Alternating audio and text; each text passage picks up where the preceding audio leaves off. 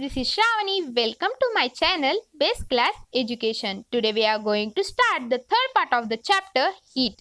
In this video, we learn dew point and humidity. Before starting the video, please subscribe my channel and don't forget to like my video. So let's start.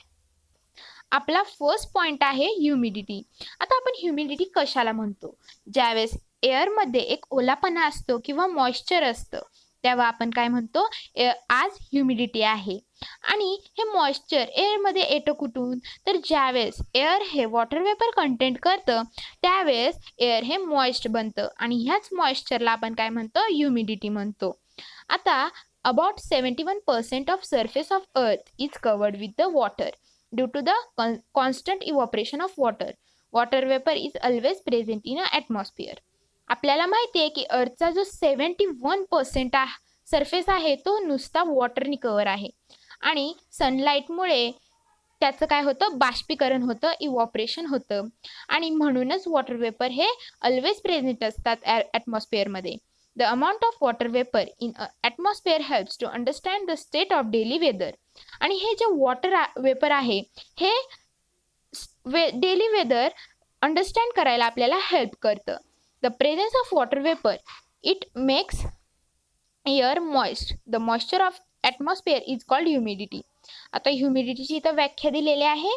काय आहे? The presence of water vapour. Presence of water vapour it's make air moist. The moisture in air is called humidity. म्हणजे एअरमध्ये water vapour consist झाल्यामुळं ते air काय होतं? Moist बनतं आणि moist एअरलाच आपण काय म्हणतो? ह्युमिडिटी म्हणतो. आता एअरनी किती वॉटर वेपर कंटेंट करावे हे कशावरनं ठरतं? तर ज्यावेळेस एअरचं टेम्परेचर हे कमी असतं तेव्हा एअर हे कमी वॉटर वेपर कंटेंट करतं आणि एअरचं टेम्परेचर हे जेव्हा जास्त असतं तेव्हा ते जास्त वॉटर वेपर कंटेंट करतं. For a given volume of air at a specific temperature there is a limit on how much water vapour the air can contain. The amount of excess this limit the excess water vapour converts into water droplets. आणि एखाद्या वेळेस जर एअरमधलं जे water vapour आहे ते जास्त झालं त्याच्या प्रमाणापेक्षा तर काय होतं? त्याचं कन्वर्जन हे वॉटर ड्रॉपलेट्समध्ये होतं, पाण्याच्या थेंबामध्ये होतं आणि म्हणूनच वातावरणात पाऊस पडत असतो. आता या एअरचे जे वॉटर वेपर कंटेंट करण्याची जी कॅपॅसिटी आहे किंवा जे लिमिट आहे यावरनं एअरचे दोन प्रकार पडतात. एक तर सॅच्युरेटेड एअर आणि दुसरं unsaturated air. When the air consists maximum possible water vapor, it's said to be saturated with water vapor at that temperature. आता ही फर्स्ट व्याख्या आहे. काय आहे बघा? when air consists maximum possible water vapor. आता एखाद्या स्पेसिफिक टेम्परेचरला आणि स्पेसिफिक व्हॉल्यूम आपण घेतला आणि त्या व्हॉल्यूम आणि टेम्परेचरला जेवढी त्या एअरची कॅपॅसिटी आहे तेवढं जर त्यांनी वॉटर वेपर कंटेंट केलं तर त्या एअरला आपण काय म्हणणार? Saturated air. ही सॅच्युरेटेड एअरची डेफिनेशन झाली. The amount of vapour needed to saturated the air depends on the temperature of the air. आता ही जी व्हॉल्यूम आहे, अमाऊंट आहे, एअर किती वॉटर वेपर कंटेंट करणार हे कशावरनं ठरतं? तर टेम्परेचरवरनं. जर टेम्परेचर कमी असेल इथं दिलेलं आहे. If air temperature is low it will be needed vapor the saturated the air, less vapor to saturate the air. आता टेम्परेचर हे जर लेस असेल तर लेस वेपर कंटेंट करणार सॅच्युरेटेड करण्यासाठी एअर. फॉर एक्झाम्पल इथे एक एक्झाम्पल दिलेला आहे. If the temperature of air is 40 degree Celsius it can content 49 grams of water vapour per kilogram of dry air without the condensation. आता जर एअरचं टेम्परेचर आहे 40 degree Celsius तर ते किती ग्रॅम वॉटर वेपर कंटेंट करतं? तर 49 विदाउट कंडेन्सेशन. म्हणजे त्याचं वॉटर ड्रॉपलेटमध्ये कन्वर्जन न होता ते तेवढं एअर वॉटर वेपर कंटेंट करू शकतं. If the amount of water vapour excess this limit the additional water vapour be condense. आणि जर याच्यापेक्षा जास्त वॉटर वेपर कंटेंट झालं किंवा तयार झालं तर त्याचं कन्वर्जन कशात होतं, वॉटर ड्रॉपलेट्समध्ये. However if the temperature of air is 20 degree Celsius it can contain only 14.7 gram of water vapour per kilo of dry air without condensation. आणि जर टेम्परेचर असेल एअरचं 20 डिग्री सेल्सिअस, त्यावेळेस ते किती ग्रॅम वॉटर वेपर कंटेन करतं, तर 14.7 एवढं ते वॉटर वेपर कंटेंट करतं. आणि त्याच्यापेक्षा जास्त झालं तर ते कंडेन्सेशन होतं. If the vapour contain in a less that the maximum limit then the air is called unsaturated. आता एखादा पर्टिक्युलर व्हॉल्यूममध्ये, एखाद्या पर्टिक्युलर टेम्परेचरमध्ये जर त्याचं जेवढं लिमिट आहे एअरचं वॉटर वेपर कंटेंट करण्याचं, तेवढं जर त्यांनी कंटेंट केलं नाही तर त्याला काय म्हणतो, unsaturated. If the vapour content in a air is less than the maximum limit then the air is called unsaturated air. ही त्याची व्याख्या झाली. आता आपली नेक्स्ट महत्त्वाची कन्सेप्ट आहे ती म्हणजे ड्यू पॉइंट. आता ती अभ्यासण्यासाठी आपण एक कोरं पेज घेऊयात. आता आपण काय केलं, एका पर्टिक्युलर व्हॉल्यूमचं एअर घेतलेलं आहे आणि ते एअर काय आहे, अनसॅच्युरेटेड एअर आहे. अनसॅच्युरेटेड एअर म्हणजे काय, तर असं एअर ज्यामध्ये त्याच्या लिमिटपेक्षा कमी वॉटर वेपर कंटेन केलेलं आहे. आता जर ह्या एअर जे एका पर्टिक्युलर व्हॉल्यूमचं एअर जे अनसॅच्युरेटेड आहे त्याला सॅच्युरेटेड बनवायचं असेल तर आपण काय करणार, दोन करू शकतो. एक तर त्यातले वॉटर वेपर काय करू शकतो, राईज करू शकतो, आणि दुसरं म्हणजे त्याचं टेम्परेचर हे कमी करू शकतो. कारण आपल्याला माहिती जर टेम्परेचर कमी झालं तर the amount of consist of water vapour is less. म्हणजे टेम्परेचर जर कमी केलं तर जे आपली वॉटर वेपर कंटेंट करण्याची जी अमाऊंट आहे ती कमी होणार आणि मग एअर काय होणार, सॅच्युरेटेड होणार. मग इथं आपल्याकडे अवेलेबल वॉटर वेपर नाहीये म्हणून आपण काय करणार, टेम्परेचर कमी करणार. मग याचं टेम्परेचर आपण काय केलेलं आहे, कमी केलेलं आहे आणि त्यानंतर एअर काय झालं, सॅच्युरेटेड झालं. आता जे एअर सॅच्युरेटेड झालेलं आहे टेम्परेचर कमी करून आणि ज्या पॉइंटला, कुठल्या पॉइंटला, ज्या पॉइंटला ते एअर सॅच्युरेटेड झालेले आहे टेम्परेचर कमी करून, त्या पॉइंटला आपण काय म्हणतो, ड्यू पॉइंट म्हणतो. ठीक आहे. आता आपण पुस्तकातली लाईन बाय लाईन एक्सप्लेनेशन बघूयात. आता इथं बघा, suppose the unsaturated air at which certain temperature is taken. म्हणजे असं अनसॅच्युरेटेड एअर ज्याचं काहीतरी सर्टन टेम्परेचर आपण घेतलेलं आहे and its temperature is decreases. काय केलं, त्याचं टेम्परेचर काय केलं, डिक्रीज केलं. अ temperature is reach at which it air become saturated. कुठपर्यंत कमी केलं, जोपर्यंत ते एअर काय बनत नाही, सॅच्युरेटेड बनत नाही. मग अशाच टेम्परेचरला, this temperature is called dew point temperature. कळलं.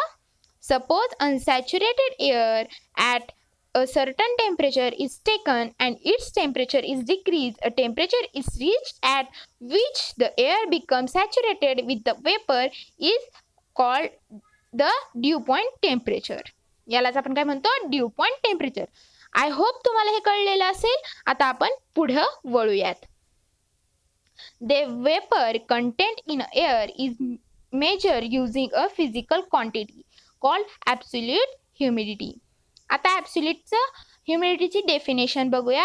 The mass of vapour present in a unit volume of air is called absolute humidity.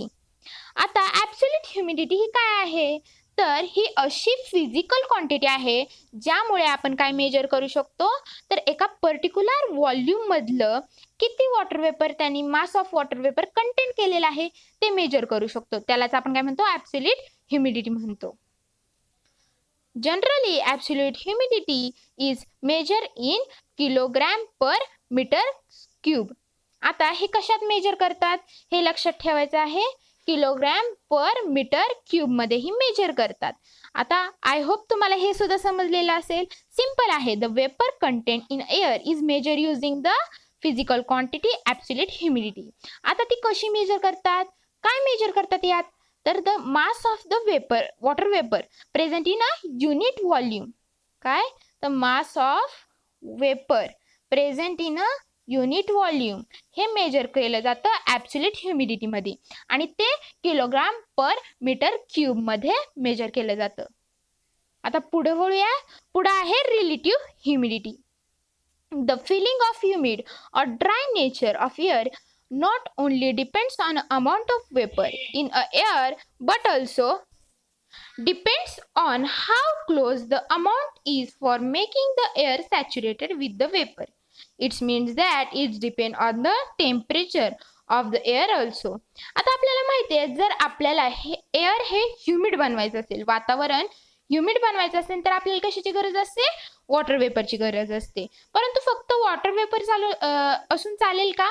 तर नाही. त्याचबरोबर आपल्याला काय पाहिजे? टेम्परेचर. आता वरच्या 2 लाईनमध्ये हीच गोष्ट फिरून दाखवली आहे. काय लिहिलंय बघा? How close the amount of making the air saturated with the vapour. आता क्लोज अमाऊंट म्हणजे कमी अमाऊंट, म्हणजे किती कमी अमाऊंट लागेल सॅच्युरेटेड बनण्यासाठी. आता जर आपल्याला कमी अमाऊंटमध्ये एअर जर सॅच्युरेटेड बनवायचं असेल तर आपल्याला कमी टेम्परेचर पाहिजे. टेम्परेचर कशामध्ये पाहिजे? मायनसमध्ये. जर कमी टेम्परेचर असेल तर थोड्याच वॉटर वेपरमध्ये आपले एअर काय बनणार आहे? सॅच्युरेटेड बनणार आहे. आणि टेम्परेचर जर जास्त असेल तर जास्त वॉटर वेपरमध्ये आपलं एअर सॅच्युरेटेड बनणार आहे. हे आपण काय म्हणू शकतो की त्याच्यासाठी टेम्परेचर पण तितकंच महत्त्वाचं आहे. हे आपण सिंपल टर्ममध्ये म्हणू शकतो. आता खाली काय दिलेलं आहे? रिलेटिव्ह ह्युमिडिटी कशी काढायची आहे. तर आपल्याला पर्सेंटेज करायचं आहे. कशाचं पर्सेंटेज काढायचं आहे? The ratio of the actual mass of the vapour contain in a air for a given volume. म्हणजे आपल्याला त्या गिवन व्हॉल्यूममध्ये किती एअर वॉटर वेपर आहे, मास आहे वॉटर वेपरचं कंटेंट झालेलं ते. आणि दुसरं म्हणजे काय? The temperature required for a make air saturated. म्हणजे किती टेम्परेचर लागलं आहे ते एअर सॅच्युरेटेड बनवायचा, म्हणजे ड्यू पॉइंट टेम्परेचर आहे ते. ठीक आहे. आता खाली अजून ते कसं पर्सेंटेज काढायचं त्याचा एक फॉर्म्युला आहे, तो एक बघूयात. आणि त्यानंतर एक एक्झाम्पल आहे ते बघितल्यानंतर आता इथं बघा हा फॉर्म्युला आहे. रिलेटिव्ह ह्युमिडिटी कशी काढावी. आता ही जी रिलेटिव्ह ह्युमिडिटी आहे ती पर्सेंटेजमध्ये निघणार आहे. त्यामुळं actual mass of the water vapour contain in air in a given volume, म्हणजे दिलेल्या व्हॉल्यूममध्ये किती मास आहे वॉटर वेपरचं हे, आणि त्यानंतर mass of the vapour needed to make the air saturated in that volume. म्हणजे इथं टेम्परेचर किती लागलेलं आहे हे आपण सिंपल टर्ममध्ये आपल्याला लक्षात ठेवायचं आहे. परंतु जर परीक्षेमध्ये याचा जो फॉर्म्युला आहे तो लिहायला आला तर तुम्ही हे वाक्य लिहिणं गरजेचं आहे. आणि इंटू काय केलेलं आहे? 100 केलेलं आहे. इंटू 100 का केलंय? कारण इथं आपल्याला पर्सेंटेज काढायचं आहे त्यामुळे. आता पुढे बघूया. The relative humid at a due point is 100. आता जी रिलेटिव्ह ह्युमिडिटी आहे ती ड्यू पॉइंटला काय असणार आहे? 100 असणार आहे. आता 100 कसं काय असणार? आता इथं परत एकदा बघूयात की वॉटर वेपर तेवढंच राहणार आहे, फक्त जे टेम्परेचर आहे ते चेंज होणार आहे. त्यामुळं ड्यू पॉइंट काय आहे त्याची व्याख्या लक्षात घ्या आणि मग तुम्हाला नक्कीच कळेल की रिलेटिव्ह ह्युमिडिटी ही ड्यू पॉइंटला काय असते? 100% असते. If the relative humidity is more than 60 we feel the air is humid. आणि जर आपण रिलेटिव्ह ह्युमिडिटी एअरची जर 60%च्या जास्त निघली किंवा 60% निघली तर आपल्याला ह्युमिड फील व्हायला लागतं. If the relative humidity is less than 60 we feel the air is dry. आणि जर रिलेटिव्ह ह्युमिडिटी ही 60पेक्षा कमी निघली तर आपल्याला एअर हे ड्राय वाटतं. आता खाली एक एक्झाम्पल दिलेलं आहे, त्यानंतर रिलेटिव्ह ह्युमिडिटी आपल्याला नक्कीच समजेल. काय दिलेलं आहे बघा. आपण आहे ना विंटरमध्ये बघतो की एरोप्लेन जेव्हा जातं, क्लिअर स्काय असलं आणि एरोप्लेन गेलं की आपल्याला त्याच्या मागोमाग एक व्हाईट कलरचा फॉग निघताना दिसतो किंवा एक ट्रेल दिसते. During the winter season you may have observe a white trail at a back of the flying plane in a clear sky. म्हणजे काय झालेलं आहे की जेव्हा एक प्लेन जातं तेव्हा त्याच्या मागे आपल्याला व्हाईट ट्रेल दिसतो. आता ते कशामुळे आहे? तर इथं रिलेटिव्ह ह्युमिडिटी त्या व्हाईट ट्रेलमध्ये निघणारी रिलेटिव्ह ह्युमिडिटी आणि बाहेरची रिलेटिव्ह ह्युमिडिटीचा संबंध खूप मोठ्या प्रमाणात आहे. आता ज्या वेळेस एरोप्लेन हे जात असतं तेव्हा त्याच्या मागच्या इंजिन मधून काही वॉटर वेपर निघत असतात आणि ते वॉटर वेपर काय करतात, सराउंडिंग एअर मध्ये कंबाईन होतात. As a plane flies the vapour release at the aeroplane engine condense and form cloud. ते काय होतात, कंडेन्स होतात. का कंडेन्स होतात? आता कंडेन्स होण्यासाठी काय लागतं, तर रिलेटिव्ह ह्युमिडिटी जर जास्त असेल तर वॉटर वेपर हे वॉटर ड्रॉपलेटमध्ये कन्वर्ट होतात, कारण की त्याच्या कॅपॅसिटीपेक्षा जर जास्त झाले तर ते काय होतात, कंडेन्स होतात. आता इथं आपण परत एकदा एक रिव्हिजन करूयात. आता इथं बघा, आता आपल्याला माहिती हिवाळ्यामध्ये काय असतं, तर एअरची वॉटर वेपर कंटेन करण्याची विंटर सीझनमध्ये कॅपॅसिटी काय असते, कमी असते. आता कॅपॅसिटी कमी असल्यामुळे ते लवकर काय होतं, सॅच्युरेटेड होतं. ठीक आहे. आणि जर सॅच्युरेटेड असतील, आधीच सॅच्युरेटेड आहे बघा, आधीच सॅच्युरेटेड असतं आणि सॅच्युरेटेड आहे आणि वरून आपण एरोप्लेनमधून निघणारं जे इंजिनमधून निघणारे जे वॉटर ड्रॉपलेट्स आहे ते त्याच्याबरोबर कंबाईन केले तर काय होणार आहे, त्याचं कन्व्हर्जन कशात होणार आहे, तर वॉटर ड्रॉपलेट्स मध्ये त्याचं कन्व्हर्जन होणार आहे आणि म्हणून ते काय होणार आहे, कंडेन्स होणार आहे आणि म्हणून क्लाउड फॉर्म होतं आणि ते क्लाउड म्हणजेच आपल्याला तो दिसणारा ट्रेल आहे. If the surrounding air is having more relative humidity it take a long time for a white trail form by condensation of the vapour to disappear. आता रिलेटिव्ह ह्युमिडिटी मी काय सांगितलं, रिलेटिव्ह ह्युमिडिटी काय असेल, मोर relative humidity असेल, म्हणजेच काय आहे, त्याच्यात जे वॉटर वेपर कंटेंट आहे ते जास्त आहे, आधीचीच जास्त आहे. अजून आपण त्याच्यात प्लस वेपर केले तर काय होणार आहे, ते आणखीन होणार आहे आणि ते कंडेन्स होणार आहे आणि त्यामुळं ते जे वॉटर ट्रेल आपला तयार झालेला आहे लॉंग टाइम घेतो डिसॅपियर होण्यासाठी. कशासाठी, डिसॅपियर होण्यासाठी तो लॉंग टाइम घेतो, कारण ही तर रिलेटिव्ह ह्युमिडिटी आधीच जास्त आहे, त्यात आपण अजून वॉटर वेपर मिक्स केलेत त्यामुळे ते वॉटर ड्रॉपलेटमध्ये कन्वर्ट झालेत आणि म्हणून ते आपल्याला दिसतं व्हाईट ट्रेल. ओके. आता पुढं काय आहे, if the relative humidity of the surrounding air is less either the size of the white trail may be small or it may not even get formed. आणि जर लेस असेल, रिलेटिव्ह ह्युमिडिटी ही काय आहे, minus आहे, म्हणजेच ते एअर अनसॅच्युरेटेड आहे. काय आहे, अनसॅच्युरेटेड एअर आहे. आता हे एअर अनसॅच्युरेटेड आहे, जर त्याच्यात आपण प्लस वॉटर वेपर केले, अनसॅच्युरेटेड एअरमध्ये आपण प्लस वॉटर वेपर केले तर सॅच्युरेटेड होणार आहे. मग वॉटर वेपरमध्ये कन्व्हर्जन होणार, वॉटर वेपरचं कन्व्हर्जन वॉटर ड्रॉपलेट्समध्ये होणार का, नाही होणार. आणि त्यामुळेच एकतर दोन कंडिशन होणार, तिथं आपल्याला small particles off white trail दिसणार किंवा तर व्हाईट ट्रेल ही फॉर्मच होणार नाही. हे कधी होतं, तर उन्हाळ्यात काय होतं की आपल्याला वॉटर ट्रेल दिसत नाही. का दिसत नाही, कारण की रिलेटिव्ह ह्युमिडिटी ही कमी असते. आणि विंटरमध्ये का दिसतं, तर तिथे रिलेटिव्ह ह्युमिडिटी ही जास्त असते. म्हणजे इथं सगळ्यात मोठा कशाचा आहे संबंध, तर रिलेटिव्ह ह्युमिडिटीचा संबंध आहे. ठीक आहे. परीक्षेत हा प्रश्न विचारला जातो की गिव्ह रिझनमध्ये की व्हाईट ट्रेल का फॉर्म होते आणि ते डिसॅपियर व्हायला जास्त वेळ का जातो. तर तुम्हाला काय लिहायचं आहे, तर एवढं सगळं तुम्हाला लिहायचं आहे, कुठून, ॲज पर फ्लाईज पासून फॉर्म्ड पर्यंत. ओके. ठीक आहे. तुम्ही पाठ नाही केलं तरी चालेल, हे तुम्ही फक्त कन्सेप्ट समजून घ्या. कन्सेप्ट काय आहे, रिलेटिव्ह ह्युमिडिटी जास्त असेल तर दिसतो, रिलेटिव्ह ह्युमिडिटी ही कमी असेल तर नाही दिसत. आणि विंटर सीझनमध्ये रिलेटिव्ह ह्युमिडिटी ही जास्त असते, म्हणून जे प्लेनमधून निघणारे जे वॉटर वेपर आहेत ते रिलेटिव्ह ह्युमिडिटी जास्त असणाऱ्या एअर बरोबर कंबाईन होतात, त्यांचं कन्व्हर्जन वॉटर ड्रॉपलेट्समध्ये होतं, म्हणजेच ते कंडेन्स होतात आणि त्यामुळं ते क्लाउड फॉर्म करतात आणि ते क्लाउडच आपल्याला काय दिसतात, तर व्हाईट ट्रेल दिसतात. ठीक आहे. क्लिअर? मी खूप जास्त डीपमध्ये हे समजून सांगितलेलं आहे कारण तुम्हाला जास्त चांगल्या प्रमाणे कळावं. आता आपला नेक्स्ट पॉइंट आहे unit of heat. Units of heat बघण्या अगोदर इथं ट्राय दिस म्हणून एक एक्सपेरिमेंट आहे, तो तुम्ही करून बघायचा आहे, ठीक आहे, आणि समजून घ्यायचं आहे. वरचं तर मी एक सांगितलेलं आहे, हे तुम्ही बघा म्हणजे तुम्हाला जास्त क्लिअर होईल. इथं पण तेच आहे की वॉटर वेपर जास्त झाल्यानंतर त्याचं कंडेन्सेशन होतं, हे सगळं इथं आहे. आता युनिट्स ऑफ हीटकडे वळूया. आता युनिट ऑफ हीट्स मध्ये काय आहे की हीटचे वेगवेगळे युनिट्स आहेत आणि ते उदाहरणा थ्रू आपल्याला समजून सुद्धा दाखवलेले आहेत. The unit of heat are joule in a SI unit.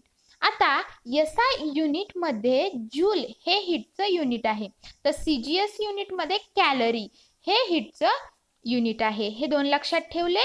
आता वळूयात पुढे.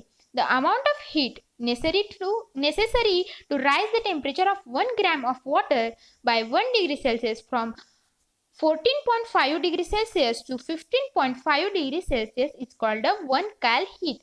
आता इथं वॉटर घेतलेलं आहे. आता वॉटर किती घेतलेलं आहे? 1 ग्रॅम वॉटर घेतलेलं आहे आणि 1 ग्रॅम वॉटरला द अमाऊंट ऑफ हीट दिलेली आहे, काहीतरी अमाऊंट ऑफ हीट रिक्वायर्ड केलेले आहे आणि त्यामुळे काय झालेलं आहे, त्या पाण्याचं टेम्परेचर 1 डिग्री सेल्सिअस राईज झालेलं आहे. ते कुठून? तर आधी जे 1 ग्रॅम वॉटर आपण घेतलं होतं त्याचं टेम्परेचर किती होतं? 14.5 डिग्री सेल्सिअस आणि 1 डिग्री सेल्सिअसनी वाढल्यानंतर किती झालं? 15.5 डिग्री सेल्सिअस. आता जी अमाऊंट ऑफ हीट रिक्वायर्ड झाली आहे 1 डिग्री सेल्सिअस राईज करायला टेम्परेचर 1 ग्रॅम साठी, त्या हीटला आपण काय म्हणतो? 1 कॅल हीट. ठीक आहे. कॅल का म्हणलं आहे? इथं ग्रॅम आहे. ग्रॅम म्हणजे CGS युनिट्स मध्ये येतं आणि CGS युनिट काय आहे? तर कॅलरी आहे. ठीक आहे. आता पुढे एक एक्झाम्पल दिलेलं आहे. तर similar the amount of heat necessary to raise the temperature of 1 kilogram of water by the 1 degree Celsius from 14.5 degree Celsius to 15.5 degree Celsius is called 1 cal heat. Okay. आता इथं सेकंड दिलेलं आहे. इथं फक्त 1 gram घेतलं होतं, इथं 1 kg घेतलेलं आहे. तर 1 kg एवढ्या वॉटरला आपण काहीतरी अमाऊंट ऑफ हीट रिक्वायर्ड केल्यानंतर त्याचं टेम्परेचर हे 1 डिग्री सेल्सिअसनी वाढलेलं आहे. ते कुठपर्यंत? तर 14.5 ते 15.5 पर्यंत असं वाढलेलं आहे. मग त्या अमाऊंट ऑफ हीटला आपण काय म्हणणार आहोत? 1 कॅल हीट. आता कॅल का म्हणलं? कारण इथं किलो आहे. किलो म्हणल्या के पुढं लागणार आहे. हे कशासाठी तुम्हाला दिलेलं आहे की हे जे कॅलरीचं जे युनिट आहे हे नीट समजवण्यासाठी तुम्हाला हे दोन दिलेलं आहे. फक्त एवढंच लक्षात ठेवा की ग्रॅमला जर 1 डिग्री सेल्सिअसनी हीट दिली आणि त्या हीट ऑफ अमाऊंटला काय म्हणतात? 1 कॅल हीट. आणि 1 kgला काहीतरी हीट दिली 1 डिग्री सेल्सिअसनी वाढवण्यासाठी, त्या अमाऊंट ऑफ हीटला काय म्हणतात? 1 के कॅल हीट. ओके. म्हणजे आता आपल्याला क्लिअर झालेलं आहे की clear that 1 cal heat is equal to 1 K cal heat is equal to 1000 cal. Okay. म्हणजे इथं काय झालेलं आहे की 1 कॅल ही 1 kgला दिलेली आहे. मग 1 ग्रॅमला आपण जे कॅल्क्युलेशन केलं तर 1 के कॅल म्हणजेच काय? तर 1000 कॅल. ठीक आहे. एवढं लक्षात आलं? ऑलवेज रिमेंबर काय? If we heat 1 kilogram of water by 1 degree Celsius in a different temperature range that 14.5 degree Celsius to 15.5 degree Celsius, the amount of heat required will be slightly different. आता जर इथं सगळ्यात मोठा प्रश्न येणार आहे की आपण किती प्रमाणात हीट देतोय. जर आपण कमी टेम्परेचरनी हीट देत असो तर हीट काय लागणार आहे? जास्त लागणार आहे. आणि आपण जास्त रेंजमध्ये हीट देत असो तर हीट काय लागणार आहे? कमी लागणार आहे. याचा सुद्धा संबंध आपण घ्यायचा आहे. It is therefore essentially to define the special temperature range while defining the unit of heat. Calorie and joule are related by the following relation. आता कॅलरी आणि जूल यांच्यामध्ये काय रिलेशन आहे? हे डिफरंट आहेत, पण यांच्यामध्ये काहीतरी रिलेशन आहे. 1 कॅल हीट म्हणजे 1 ग्रॅमला 1 डिग्री सेल्सिअस वाढवण्यासाठी जी हीट लागते त्याला आपल्याला किती द्यावं लागतं? तर 4.18 जूल एवढी हीट द्यावं लागती. जर आपण कमी प्रमाणात हीट दिली, त्याची रेंज कमी ठेवली, तर आपल्याला ही जास्त सुद्धा लागू शकते. ठीक आहे, एवढं लक्ष ठेवायचं. इंट्रोडक्शन टू सायंटिस्ट हे कॅन्सल झालेलं आहे, त्यामुळे आपण काय बघणार नाही. आता पुढचा पॉइंट आहे स्पेसिफिक हीट कॅपॅसिटी. हा आपण पुढच्या व्हिडिओमध्ये बघूया. आजच्या व्हिडिओसाठी एवढंच. आपण काय काय बघितलं तर एकदा रिवाइज करूया. ठीक आहे, पहिल्यांदा तर ड्यू पॉइंट काय आहे ते बघितलं, ह्युमिडिटी बघितलं, सॅच्युरेटेड अनसॅच्युरेटेड एअर बघितलं, त्यानंतर आपण बघितलं आहे की रिलेटिव्ह ह्युमिडिटी बघितली आहे, नंतर ॲब्सोल्यूट ह्युमिडिटी बघितली आहे, आणि एक उदाहरण सोबत आपण रिलेटिव्ह ह्युमिडिटी समजून सुद्धा घेतलेले आहे. ते उदाहरण काय होतं की प्लेन गेल्यानंतर एक व्हाईट ट्रेल तयार होतो, ते कसा तयार होतो. त्यानंतर युनिट ऑफ हीट आपण बघितलेलं आहे. आजच्या व्हिडिओमध्ये आपण खूप काय समजावून घेतलेलं आहे. आता बाकीचं जेवढं राहिलेलं आहे ते आपण पुढच्या व्हिडिओमध्ये समजून घेऊया. आजच्या व्हिडिओसाठी एवढंच. पाहत राहा बेस्ट क्लास एज्युकेशन चॅनल श्रावणी लोळगे या यूट्यूब चॅनलवरती. तोपर्यंत बाय बाय, टाटा. जर तुमचे काही प्रश्न असतील तर प्लीज कमेंट बॉक्समध्ये कमेंट करा. माझ्या व्हिडिओला लाईक करा, चॅनलला सबस्क्राईब करा. हा व्हिडिओ तुमच्या मित्रांना सुद्धा शेअर करा, जेणेकरून तुमच्या मित्रांना सुद्धा छान छान माहिती मिळेल. आणि thank you for watching my video.